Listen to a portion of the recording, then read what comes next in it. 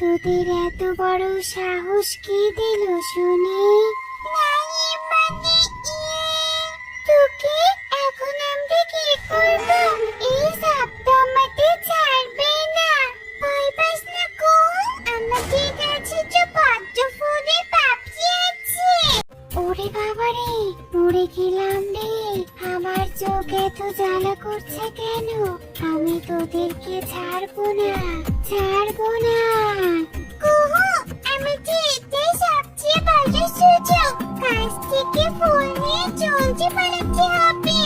অনেক অনেক ধন্যবাদ, আমি আজ অনেক খুশি। তোমাদের কারণে আমি আমার আসল ফিরে পেয়েছি। তোমাকে সাহায্য করে আমরাও খুশি। কিন্তু প্রজাপতি, তুমি ফুল হলে কি করে বল না তো আমাকে? আমি বলছি তোমাদের। উফ, হঠাৎ গলাটা কেমন জানি শুকিয়ে গেল। পানি খেতে না পারলে হয়তো আবার এখন আমি পানি পাবো কোথায়? এসব বলে আমি পানি খুঁজতে থাকি। খুঁজতে খুঁজতে হঠাৎ গাছের নিচে কলস ভর্তি পানি দেখতে পেয়ে সেখানে চলে যাই আর তৃপ্তি মতো পানি খেতে থাকি। অনেক শান্তি পেলাম পানিগুলো খেয়ে।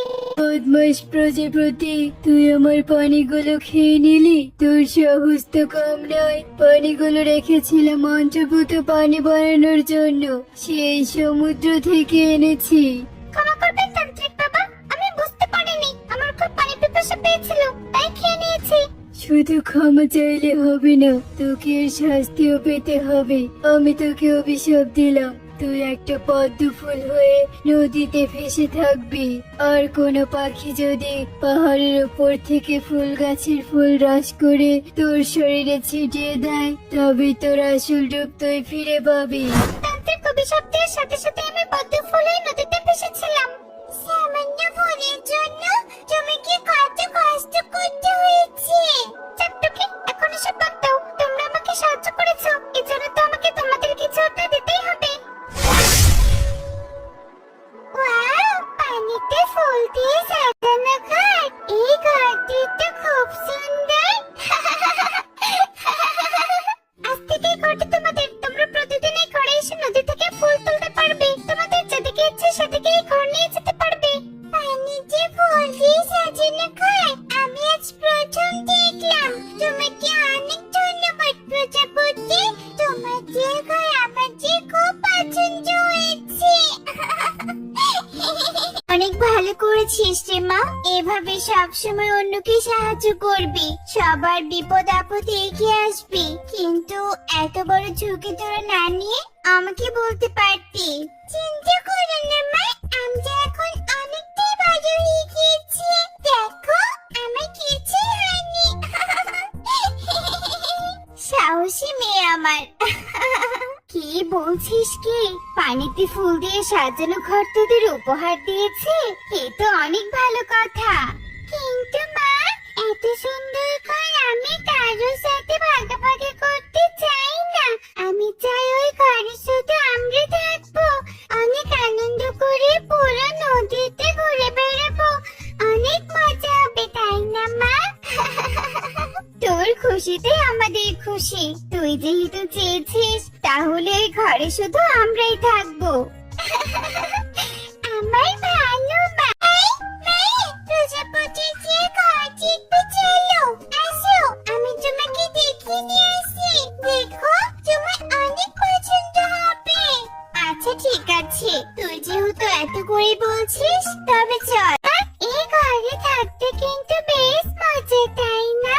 আমরা এখন থেকে এখানেই থাকবো, আমাদের আর এই পুরনো বাড়িতে থাকতে হবে না।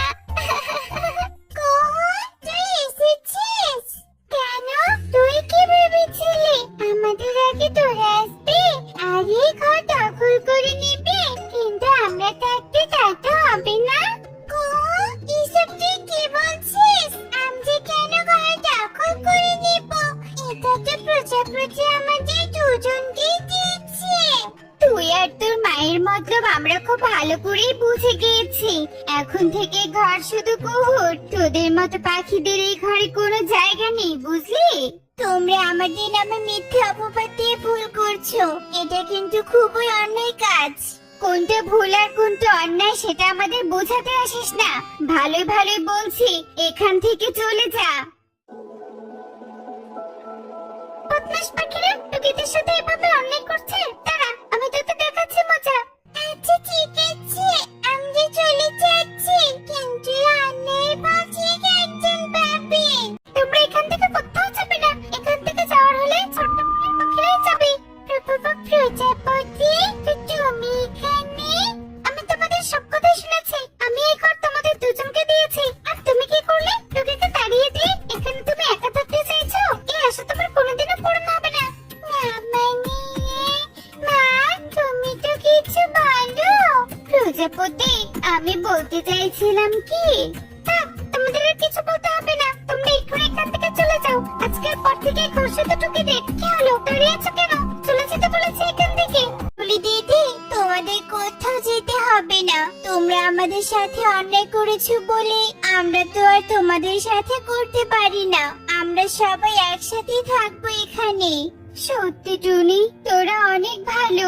এত কিছু করার পরেও আমাদের থাকতে দিয়েছিস, পারলে তোরা আমাদের ক্ষমা করে দে। তোকে, তুই আমাকে